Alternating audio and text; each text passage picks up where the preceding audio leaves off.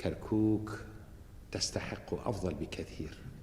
وەفدێکی شاری کەرکووک کە پێکاتبوون لە نوێنەری پێکاتە و کەسایەتی و پیاوماقوڵ و سەرۆکهۆزیەکانی شارەکە سەردانی بەغدای پایتەختی عێراقیان کرد و چاویان کەوت بە بەرهەم ساڵح سەرۆک کۆماری عێراق لە دیدارێک و دانیشتن و گفتوگۆیەکدا گفتوگۆیان کرد سەبارەت بە داوا و داخوازیەکان و کێشە و کەم و کورتەکانی شاری کەرکووک لە دوای دانیشتن و گفتوگۆکردن یادداشتێک کە داوا و داخوازەکانی شاری کەرکووک بوو ئاراستەی سەرۆک کۆماری عێراقیان کرد. سەرۆک کۆماری عێراقیش بەڵێنیدا کە بە دووەداچوون بکات بۆ داوا و داخوازەکانی پێکاتەکانی شاری کەرکووک. دواتر لە کۆنگرەیەکی ڕۆژنامەوانی هاوبەشدا ئامانجی سەردانەکەیان بۆ بەغدای پایتەختی عێراق ڕوون کردەوە. كان فخامة الرئيس استقبال للوفد هاتوین بۆ دیدار لەگەڵ فەخامەتی سەرۆکۆماری عێراق و ئاستی پێشوازیکردن لە وەفدەکەی کەرکووک زۆر باش بوو. سوپاسی سەرۆکۆمار و هەمووانی تر دەکەین بۆ پێشوازیکردن و ئەو میوانداریە. لە دیدارەکەدا گفتوگۆمان کرد لەبارەی دۆخیەمنی و خزمەتگوزاری پارێزگای کەرکووک لەگەڵ کۆی کێشەکان بەگشتی. طبعا ئێمە وەفدێکمان دروست کرد لە شاری کەرکووکەوە هاتین بۆ بەغا بۆ سەردانی بەڕێز دکتۆر بەرهەم. ئێمە زۆر سوپاسەکەین بۆ ئەو پێشوازەیەکەوا لە ئێمە کرا.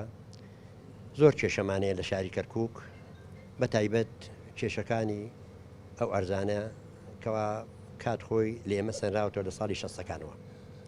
لە ساڵی 60ەکانەوە ئێمە طبعاً ئەو ئەرزانە گشتی بە ئیتفا و ئیستیملاک و ئیستیلا و مسادەرە ئەمانە گشتی براون.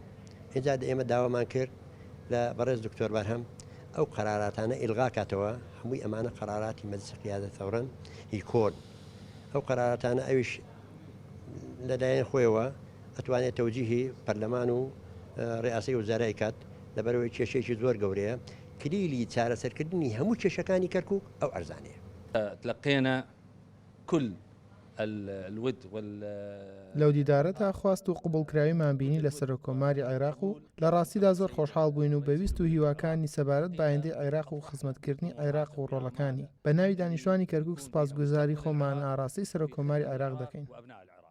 ونقدم شكرنا وجزيلنا وتقديرنا إلى سيادة الرئيس باسم أهالي مدينة كركوك. رئيس الوزراء حريص على دفع الأمور بالاتجاه الصحيح. قرار كركوك يجب أن يكون للكركوكيين كردا عربا تركمانا مسيحيين. أهل كركوك الأصليين هم أصحاب القرار والحسم في كركوك. وابڕیارە ئەم وەفدەی پێکاتەکانی شاری کەرکووک لە سەر ڕاستپاردەی سەرۆک کۆماری عێراق سەردانی مستەفا کازمی سەرۆکی ئەنجومەنی وەزیرانی عێراق بکەن و داوا و داخوازی و کێشە و کەم و کوڕەکانی شارەکە ئاراستەی حکوومەتی ناوەندی عێراق بکەن بە مەبەستی چارەسەرکردنیان. بە مۆشەخانی گەلی کوردستان، بەغداد.